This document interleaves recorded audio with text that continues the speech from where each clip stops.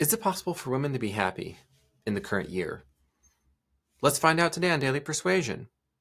We're going to talk about Chris Williamson, who was just on Tucker Carlson's show. Now, Chris is known for being a milquetoast, anti-offensive, sort of effeminate male self-help YouTuber kind of character. Okay, if you see any of his content, that fits it pretty well. Well, Chris was telling Tucker how there has been a small subset of women, he calls it like female extremism, feminist extremism, that has, let's say, driven the accepted journey of a woman from being single to married to mother, has driven that narrative away as being something that's desirable. You know, be your own person and live the Sex and the City lifestyle and be 39 years old, freeze your eggs, and then think about starting a family when you're 47 years old. Slight exaggeration there. I'm adding to what Chris said. But this is interesting because Chris, being a totally non-offensive personality, Tucker being an offensive one, has allowed Chris to say things in his place, in his show, in that forum, that he probably would not have ever said outside of that. This is Tucker's new niche, by the way, and I think we need that. He's sort of the place where offensive people and offensive, I'm saying it with air quotes, opinions can go to sort of be laundered into the mainstream and be okay to talk about, be okay to disagree with. I have a number of disagreements with Nicolas Fuentes, of course.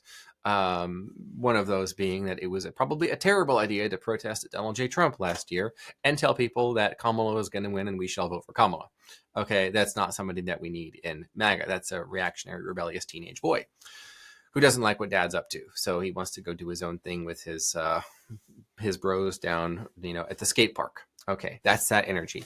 But I think this is interesting with what Chris is saying, because he's getting at the fact that modern feminism leaves women unhappy. Something that Brittany Hugo-Boom says, if you're familiar with her, she says that modern feminism tells women that the only way you can be successful and live a meaningful life is to live, act, and speak and think like a man, as symbolized by the pantsuit, right? From the 70s and on into now the 90s, of course, and so on and so forth. We've seen multiple ways of feminism. And if you don't know, first wave feminism was turn of the century up until about the 1920s. The big victory for that first wave feminism was, of course, suffrage, right? The right to vote. Second wave feminism had two big ones, but they were sort of bookends. Second wave feminism is this sort of it's not fair that women can get pregnant from intercourse. So we need two things. We need the pill and abortion, right? And those are kind of the bookends of a 12, 13 year period, right? From 1960, early 60s, 1973. That's second wave feminism. And it results in women don't need to get married anymore. Women don't need to be mothers. In fact, women shouldn't be mothers at all. We can get rid of our babies. We can get rid of our preborn babies. It's great. Right. This was their mentality, the second wave feminists. And there was an immense disdain on motherhood and maternity and homemaking. All of these things became effectively 4-letter words under the second wave feminist generation. Second wave feminist, Hillary Clinton would be a good example of that one. Like one child, she bemoaned the homemaker role. Millennial women who grew up with a baby boomer mother who was a second wave feminist, they treat the word homemaking or housewife like garlic or a crucifix to a vampire. They will get so triggered, so hard, so fast, so viscerally, you will want to leave the room. If you've ever done this in person, if you've ever tested this. Is it true that women are generally unhappy? Here's where it gets interesting. There's a sort of vibe on the internet, and this is where the lesson's going to really come out here for you all. There's a certain vibe on the internet that the dating marketplace has never been worse. Marriage prospects have never been worse. Any woman can get 10,000 swipes a day on any of the dating apps, and she can get exactly the perfect man she wants. So she's never satisfied. And the more options you have, the less satisfied you are. And women are, but men have to become. So if you don't have 6 feet of height, 6 inches, or 6-figure income, you are SOL, young man. And it all sounds kind of crazy, doesn't it? It all sounds very detached. It all sounds very surreal, hyperreal, to the point of it Okay, some parts of that are true. Okay, so for example, attractive people are going to have a better time at attracting than unattractive people. Okay, that is a truth I think we can all agree with. Simple and straightforward. Generally speaking, someone who can take care of themselves and their family financially is going to have a better time at a stable long-term relationship that can even provide for children than someone who's a broke boy with debt and a credit score below 300, okay, and a criminal record. And when we come up with these sorts of extreme yet really everyday examples, it kind of makes sense. And then we realize that a lot of our luck is up to us. I want to now reference the great Scott Adams and his book, Reframe Your Brain. I have about 10 copies of it lying around here somewhere. And in Reframe Your Brain, he will say he. I'd like to say I, because you know how much I work with him on that book. Reframe Your Brain talks about how luck is something that you can control. You could go where luck is. So, for example, one thing I'm hearing a lot of young men are doing is they're going to places where young women who are fit and generally more feminine are hanging out, which is like running clubs and hiking meetup groups and sort of artsy kinds of activities. Not necessarily invading and being like a fox in the henhouse type situation, like going to an otherwise all-female Pilates class or something like that, right? Because then it can be a little awkward and kind of weird, and it's like, we're unsafe. Predator here. You don't want to create that kind of dynamic. You want to be safe and fun and whatnot. So there's dance clubs, dance classes, these sorts of co-ed mixed types of things that someone who, and then just put yourself in that position. And when you do that, when you think the kind of person that I would like to be with, or whatever it is your goal is, the people who are achieving the goal that I have that's unmet, where are they at? And where are they going? When are they going there? What are they doing? And then you can just do that too. So it's not really about you at all. You don't have a problem. There's nothing wrong with you, generally speaking. And this is what I would say to all the people who are blackpilling, and what I would say to the people who are either zealously agreeing with Chris Williamson or virulently disagreeing with him, which is, well, what is it that you want? Okay, where are the people at who are getting what it is that you want? Whether it's to be the girl boss, the HBIC, right? You've heard that expression before. People who are living that life, where are they at? What are they studying? Where are they working? What are they doing? We'll go there. Well, I don't want to go there. Okay, so you've just doomed yourself to bad luck. Do you see how that works? Luck is a controllable factor, as Scott Adams would tell you. And of course, if you want to be like Sarah Stock, you might have seen Sarah Stock, right? I think she's kind of an independent commentator, right-wing-ish, right? She's 22 years old, recently got engaged, and she's talking about being married at 22 years old. And maybe you're 22 and you want to be married at 22. So where are young women finding stable based young chads, frankly? Where are they at?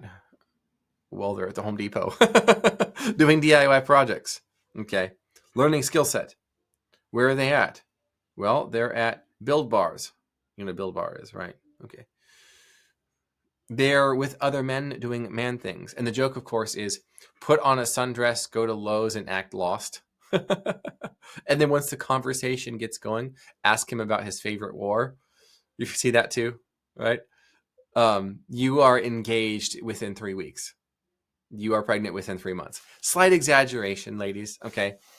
But luck is something that you can absolutely control. Absolutely control.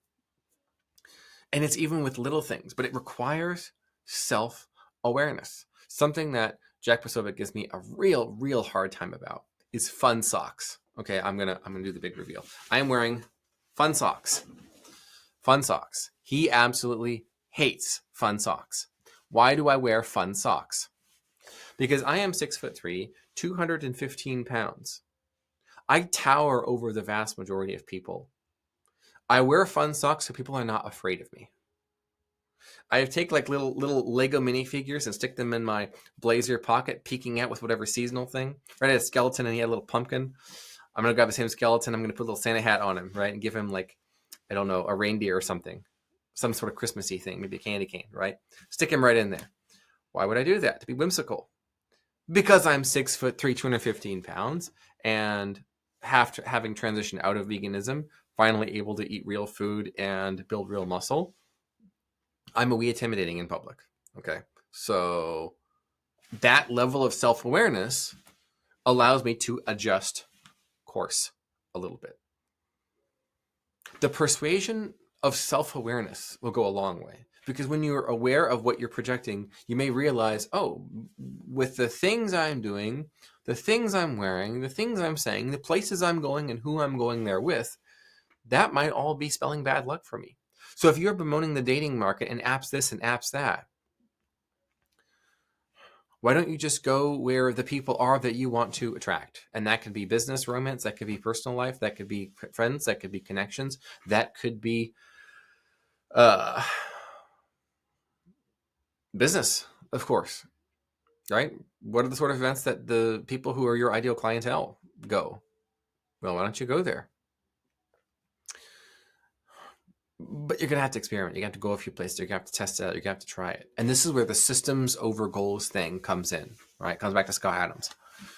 What Scott Adams will tell you, and Reframe Your Brain and other books of his, will tell you that the idea of a goal, having a goal, puts you in a state of perpetual loss, failure, and non-achievement.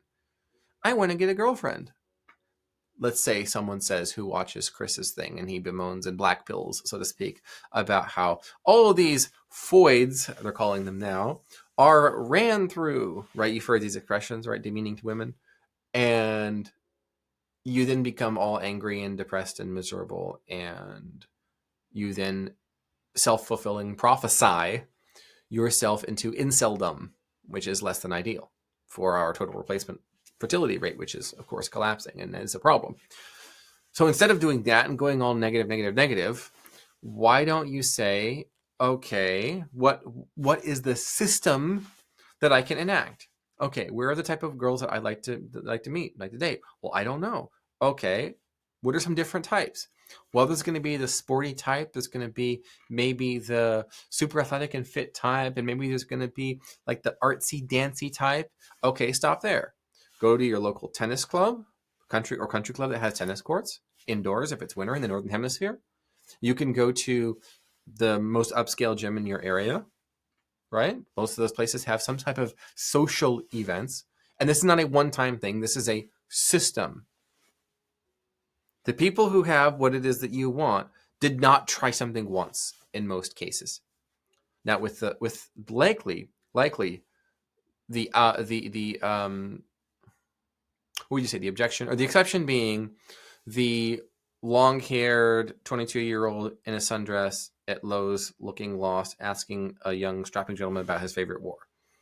That will probably work on the first time. Now, does that mean that you will then get asked out and be the man of your dreams? No. So then maybe it doesn't work for your goal, if that's what your goal is, to be married in 3 months. Slight exaggeration, okay. But it's a system, it's repeatable. Maybe you don't like the kind of customers you get at a particular department store, home improvement store. So then you try Cabela's instead. And you make sure maybe it's on the weekend or it's after work to make sure even when you go. But you have to have the self-awareness for these kinds of things. The people who have what you want, where are they at? When are they there? This is business, romance, life. This is anything. Success, investing, crypto. I don't care what it is. Politics. It's really anything, right? I have had so many incredible experiences just because I was backstage at some event, or I showed up early and I got to meet the speaker, or I volunteered because I was there 3 hours early and they needed help. They gave me a wristband and now I'm a VIP. What? Because I showed up 3 hours early and I moved some tables around and lifted ice chests? I'm a VIP? You better believe it. Luck is in the showing up, people. And I don't know what that looks like, but so much of what your luck is can be controlled. So follow your system. right? And the last example of like an artsy kind of creative girl, maybe it's going to, there are regular lectures or talks at your local art museum or art institute. Or maybe there's a university that has art related talks. Or there's a salsa club near you. Or there's a swing dance, let's say class session set near you. Okay. Pretty much anything that you want is available if you just go to the right place. And it's not a one-time goal-based thing. It's a system. And much of the time when people set a goal, it's the wrong goal because they don't have enough information to set a correct, more precise goal. So, for example, let's with this hypothetical person who's listening to the Chris Williamson interview with Tucker Carlson getting all black pills, and maybe he's a groper and he's whining about how terrible women are. Okay, well, what is it that you want? Well, I want a sweet, submissive, blonde-haired, blue-eyed, barefoot, desiring to be pregnant girlfriend. Like, okay, let's take that particular stereotype or archetype because it's real for many. Okay, so let's take that stereotypical archetype, right? How do you know that's the kind of girlfriend that you want? Have you ever had a long-term relationship? Well, this one girl in high school was 4 months. Okay, no. You don't have enough information to set a goal. So what you need to be doing is getting as much information as possible, which means you need to be meeting many different kinds of women as possible. See, I learned this in business because when I started ghostwriting, I picked the wrong niche. I picked memoirs and autobiographies for senior citizens, like older baby boomers and baby boomers' parents, like the greatest generation. And also, what would it be? The silent generation who came right after them. And the reason being is they had the money, they had the resources, they even had the desire. But what they did not have was the ego. I would love to hire you to write this book about my life, Josh. I would just love to have the story for my family, but I'm nobody special. Even if they were somebody special, this is important. Even if they are famous, I'm nobody special, Joshua. I feel like this would be such an ego expense. I can't justify it when I could pay for my grandkids' first year of college with this special fund or investment I have, or this thing. I could sell this and do this, and I just don't feel good about doing that for myself, right? So I picked the wrong niche.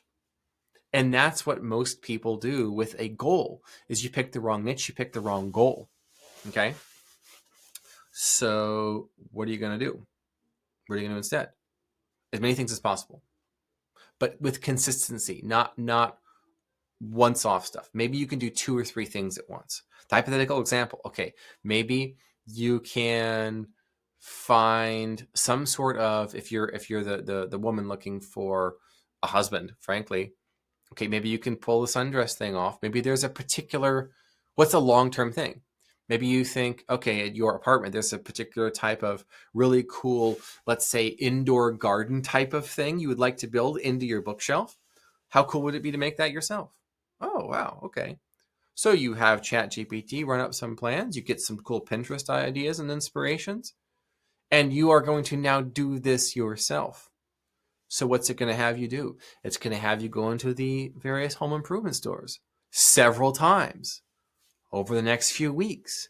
It's going to have you go to the outdoor landscape and garden store, right? Several times over the next few weeks where you can flaunt your stuff, so to speak, but also move towards this thing on this project versus just showing up. Okay. This is your system, and always dressing for the type of person, the type of man that you want. What is he attracted to? Put that out there. Same thing if you're the man with women. Maybe just spend some time listening to the popular love songs women listen to and love, and the romance novels, the smut that they read. What are they looking for in men? Your demographic. What did they read? Who are the men in those books? What is your version of that man? But I'm not being authentic. What would Scott Adams tell you? Be yourself is the worst piece of advice. Second only to follow your passion. Your passion doesn't pay, and your authentic self is a loser. He wouldn't put it that hardcore, but I will. What really means there is no one buys something because someone is passionate about it, and no one wants to be with someone in any capacity just for who they are. It's about what you do. It's about what you do for others. Remember his formula for life meaning? It's 80% helping other people, 20% pleasure for yourself, doing things for yourself, focusing on yourself. It's 80% other people. So what if your persona, Chris Williamson, Nicolas Fuentes. What if your persona was 80% all about other people, the way that you dress, the way you carry yourself, the way you talk, where you go, what you work on, and 20% for yourself? Maybe that means you want somebody who really cares and has a good, kind, caring heart. Maybe you go volunteer at the local animal shelter. And you meet women who are good with wounded animals, who are probably going to be ideal mother material. If you want a girlfriend, maybe that's a good place for you to try. Not as a one-time goal, once-off goal. Oh, I failed because I didn't get a girlfriend by the end of my first hour of volunteering. But a system. And most people, we do not have enough information to know what our niche should be. That goes for business, as it did for my ghostwriting experiences early on. It goes for the game of mating and dating and the sexual marketplace, the marriage marketplace. 80% about what the other people want, 20% about your own unique style, your own unique flair, right? Do I have to wear fun socks? No, but it's what the people want. What about the cute little Lego guy in my blazer? You've seen that in some of my videos, right? Like, look up the Halloween video. That was hilarious, right? I mean, it's kind of annoying. I have to make sure he stays there a certain way, but other people enjoy it, right? So what's my 20%? Well, I like wearing jackets. I like wearing cool, fashionable stuff that makes me look like an author because that's who I am and that's how I feel about myself, right? So it feels good. The point of this episode is to black pill, bemoan, and drone on about one's luck and about the state of things, the state of the world. Who cares about the state of the world? It's what you can do. It's what you personally can do to reset the state of your own world. And the review, you probably don't have enough information to know what it is you do and don't want. But you probably have enough information to get started with 2 or 3 regular things. Whether that's a business thing, whether that's a personal thing like romance, love, and so on. 2 or 3 consistent things you can do to put yourself where lucky people tend to get the kind of luck that they're looking for. Luck can be controlled. Glad Scott Adams is doing better after the, Pluvicto, I think it was called. That was a real scare this weekend where he had to ask literally the president of the United States to get him the medicine that he needs. What does that say about the American healthcare system, huh? Hopefully he one-shotted it over the weekend, and that will result in its rectification. And so nobody else has to beg the president literally for their life. That's rough. That's rough. Okay, now I'm black pilling. I better stop.